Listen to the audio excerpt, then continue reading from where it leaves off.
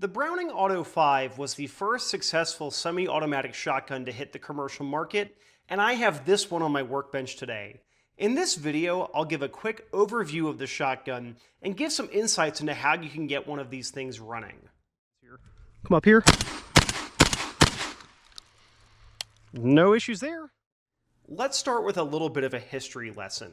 The Auto 5 is a classic John Moses Browning design and dates back to the end of the 19th century. These were made during most of the 20th century, and this specific shotgun is an FN-produced, made-for Browning 1972 production Light 12. This is a lighter variant of the Browning Auto 5, whereas most of the normal guns were about 9 pounds. This one's right at 8 pounds as per my weight on my scale. This one has a 30-inch barrel, which makes it very good for skeet shooting or waterfowl shooting, and appears to be cylinder bore. Now, if I'm wrong with that, you'll see an annotation right here. The Auto 5 is a recoil-operated shotgun. It uses a long recoil action, so when you fire the gun, the barrel and bolt travel together for a bit. Once the action moves to a set point, the barrel moves forward, stripping the spent round from the bolt. The bolt then slides forward too, picking up the next round from the lifter.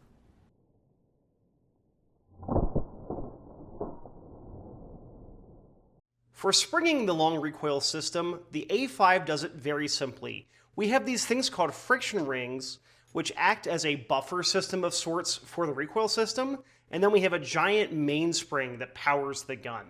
This is one of those things that makes it fairly easy to tune these for certain loads, and while I won't configure it for a specific way in this video to show you how to tinker with it, I will drop an article down below in the description that shows how to do that. For the gun right now, I currently have it set up for lighter loads, as per the instruction from the owner of this shotgun.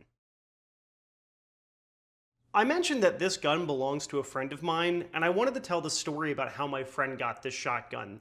My buddy got this shotgun from his grandfather. Now, this is not an unusual story so far. A lot of us have inherited guns or been given guns by our grandparents, but my buddy actually got this as payment from his grandfather. His grandfather asked him if he could come out and restain a big outdoor deck, and instead of paying him in cash, he paid him with this 1972 Browning Auto 5. My friend asked me to look the shotgun over, as for him it had never been reliable, and he had a ton of stovepipe malfunctions.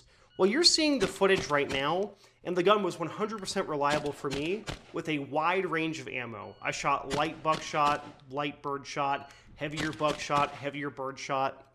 No issues at all.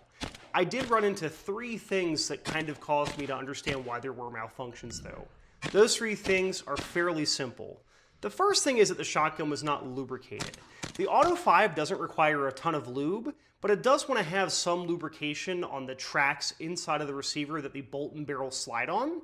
We don't really want to lube up the recoil spring, but we do want to lubricate the receiver, and the gun was bone dry when I got it. It was spotlessly clean, but it was also bone dry. The second thing is that the friction rings were set up for the wrong type of ammo.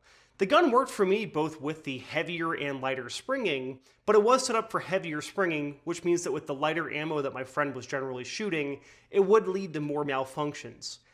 But that's only in conjunction with poor form, and I do think that my friend just needs a little bit of lessons on how to shoot an autoloading shotgun. This is a gun that is very much a gun that you have to lean into when you're shooting, and I don't think my friend had that aggressive stance. But that's something that can be easily taught, and I'm not too worried about it. Overall, though, this gun was 100% reliable during my brief testing with the shotgun. Now, the cool thing about this shotgun is it does have some updates from the 70s, like the lifter. And this is a fairly neat thing that you can do with this updated lifter. We can load the magazine tube with the bolt to the rear, and when we do so, the shotgun will pick the round right off the lifter and immediately chamber and load. I really dig this because it's just a really nifty thing, but it can lead to some thumb thwacking from the lifter, and that's something that I did end up bleeding a little bit over. We also don't have to hold the button on the side of the receiver when loading, which is a requirement for loading a lot of the older Auto 5s and a lot of the Remington Model 11s. When it comes to the shooting characteristics for the Auto 5, I've always found it to be a bit of that kind of ka-chunk-ka-chunky feeling. With that long recoil action, we have a whole lot of reciprocating mass, and it really feels like a stagey recoil sensation when you're shooting. That said, this shotgun's not a harsh shooting shotgun. Overall, this is a really neat shotgun, and this specific example is in wonderful shape. The engraving, the bluing, just the lack of rust or anything, it's in wonderful, wonderful shape. My friend really likes it, and I'm happy to have been able to work on it for him, and gotten it working again because this is a shotgun he wants to go out and shoot. Now, what do you think of the Auto 5? Do you love it, or are you more maligned against it? Let me know in the comments down below. And I want to give a big thanks to our subscribers and extra big thanks to our channel members and Patreon followers. If you'd like to join either, links are down in the description below. Thank you very, very much for watching.